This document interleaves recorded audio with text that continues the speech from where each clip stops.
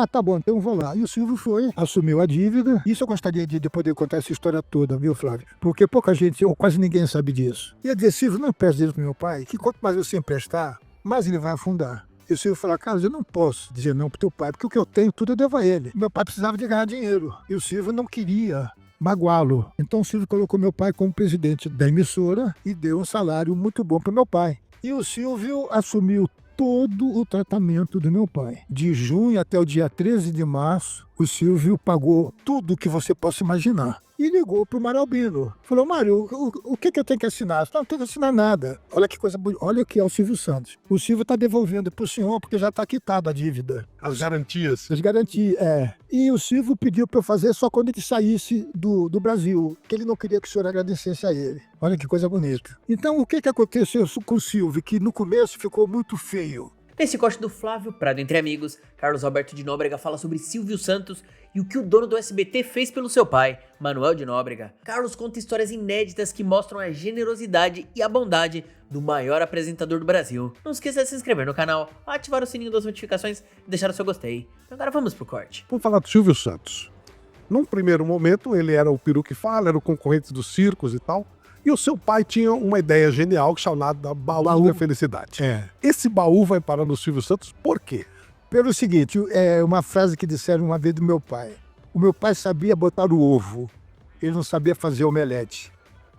Isso define meu pai, Veio essa ideia do baú, que era um baú cheio de brinquedos, que você pagava por mês, era igual a cesta de Natal.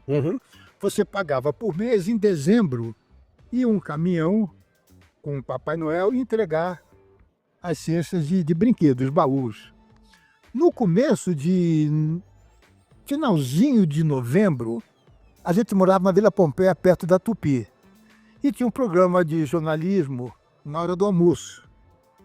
E foi uma mulher fazer queixa que tinha comprado e não tinha recebido.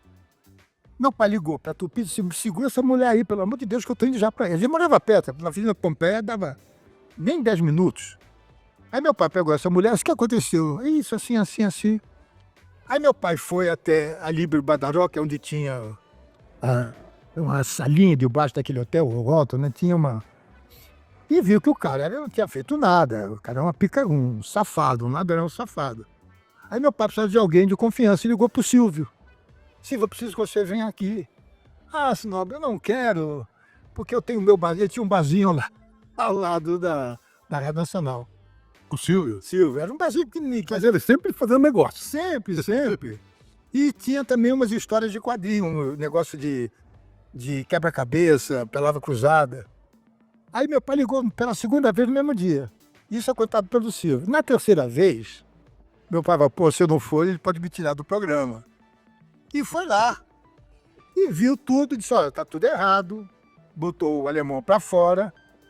E começou a tomar conta. E meu pai foi para Minas para comprar os brinquedos. Porque senão ia ser Claro, acabava a carreira do meu pai ali. O outro tirou, né? E meu pai conseguiu, fez empréstimo no Banco Nacional. Eu falo o nome do banco, que já não existe mais. E Do Magalhães Pinto. Do Magalhães Pinto. E começou a comprar os presentes e nós entregamos. Nós não, eles entregaram. Aí meu pai disse, ó, Silvio, fica tocando isso para mim que eu não tenho...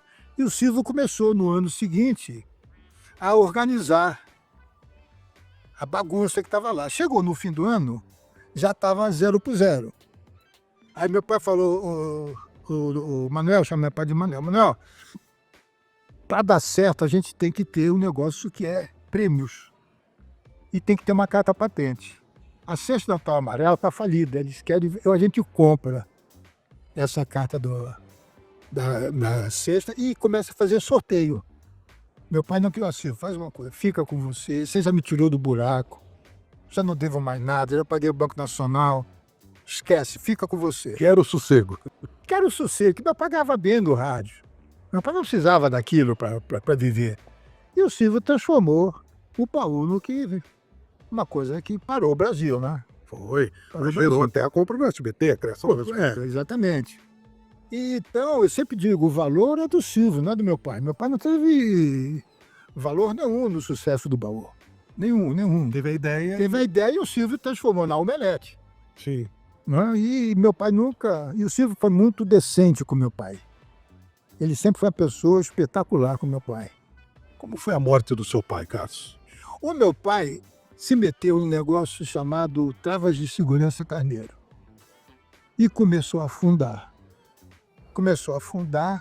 E o Silvio ajudava. Meu pai pedia, filho, vai lá. Eu era muito ligado ao Silvio, mais do que meu pai, com o Silvio. Porque a gente tinha 6 anos de diferença, né? A gente saía toda frente. E eu dizia, Silvio, não empreste dinheiro para meu pai, que quanto mais você emprestar, mais ele vai afundar. E o Silvio falava, Carlos, eu não posso dizer não pro teu pai, porque o que eu tenho tudo eu devo a ele. Até que um dia o bicho pegou fogo. O camarada que vendeu de má fé, meu pai era obrigado a comprar X número de travas de segurança, que era uma porcaria. Era uma droga. E até que um dia meu pai ia falir. E eu fui falar com o Silvio, eu ouvi isso assim. E se meu pai falir, ele vai morrer, cara. Meu pai não tem estrutura para ir à falência. E eu tinha uma casa no Morumbi que o terreno era do meu pai. E o Silvio falou assim, olha, eu ia dar uma casa pro teu pai, ia construir uma casa para ele morar do teu lado. Mas eu vou assumir essa dívida. Manda seu pai ir lá amanhã, lá falar com o Mário, era o cunhado do Silvio, que era o presidente do grupo. Eu disse, não faz isso, você conhece teu cunhado. Eu não vou deixar meu pai falar com ele. Tá bom, então eu vou lá. E o Silvio foi, assumiu a dívida. Isso eu gostaria de poder contar essa história toda, viu, Flávio? Porque pouca gente, ou quase ninguém sabe disso. Aí o desgosto, dizem que o câncer também vem por desgosto, por mágoa, né? E a minha mãe já estava com câncer. Minha mãe já tinha um câncer de mama. E do nada meu pai começou a ficar mal. Ficou mal, aí foi fazer o exame em junho e viram que ele tinha um câncer de pâncreas. Tinha um câncer de pâncreas. E naquela época, 48 anos atrás, era morrer, eram meses. Que era muito, muito agressivo. E o Silvio assumiu todo o tratamento do meu pai. De junho até o dia 13 de março, o Silvio pagou tudo que você possa imaginar. E de uma maneira bonita. Ele falou assim, olha, Carlos, faz o seguinte, você paga, faz um cheque e liga para a Zilda, que na mesma hora ela deposita dinheiro na tua conta. O Silvio, ele era dono só do baú, não tinha TV? Não tinha, mas ele tinha um programa dele, que era na Globo. E ele tinha também, na quinta-feira, ele comprava horário na Tupi. Não, ele já tinha, já estava. E pagou todo. Aí surgiu a ideia de ter a televisão.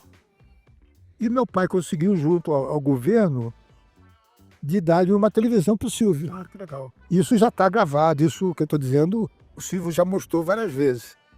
E quando meu pai foi receber a televisão lá em Brasília, meu pai estava já com uns 45 quilos. Puxa vida. Estava já muito mal e ele foi a Brasília e recebeu do Cândido Conte de Oliveira a televisão e o Silvio agradecendo. Isso está filmado, está no meu documentário, inclusive. Aí meu pai precisava de ganhar dinheiro e o Silvio não queria magoá-lo. Então o Silvio colocou meu pai como presidente da emissora e deu um salário muito bom para meu pai. Isso nunca ninguém soube. E quando meu pai precisou do Silvio de sair desse buraco da chave de segurança, o Silvio disse, olha, eu vou pagar com uma condição. Você vem trabalhar comigo. Você vai ficar comigo. E meu pai foi trabalhar com o Silvio. Mas já estava ruim, ele já não estava mais. Mas foi a maneira que o Silvio teve de pagar o meu pai sem meu pai ter que trabalhar. E era uma quantia generosa. Então, o teu pai, ele, apesar da dificuldade, ele voltava, ele insistia em fazer negócio. Insistia. Não sabia fazer negócio. Não sabia, só fez besteira. Ele ganhava muito bem e pedia muito mais. Então, o que aconteceu com o Silvio, que no começo ficou muito feio? Meu pai tinha algumas propriedades, tinha 2 apartamentos, tinha uma casa, tinha 2 apartamentos no Rio, uma casa aqui em São Paulo e um apartamento aqui em São Paulo. O Silvio pegou todas as escrituras e ficou para ele. Ficou para ele Silvio Santos. Bom, um ano mais ou menos depois disso, meu pai ainda não estava doente. O Silvio, meu pai recebeu um telefonema, que era do Mário Albino, que era o presidente da Roden, cunhado do Silvio, para o meu pai passar lá para assinar os papéis. O meu pai achava que era para passar definitivo as escrituras e ficou com vergonha de ir. Aí falou, olha, pede para o office boy trazer aqui para mim, eu assino aqui no meu escritório. Tá bom. Chegou um rapaz com um pacote, meu pai abriu, eram as escrituras das casas. Os 2 apartamentos do Rio, a casa e o apartamento de São Paulo.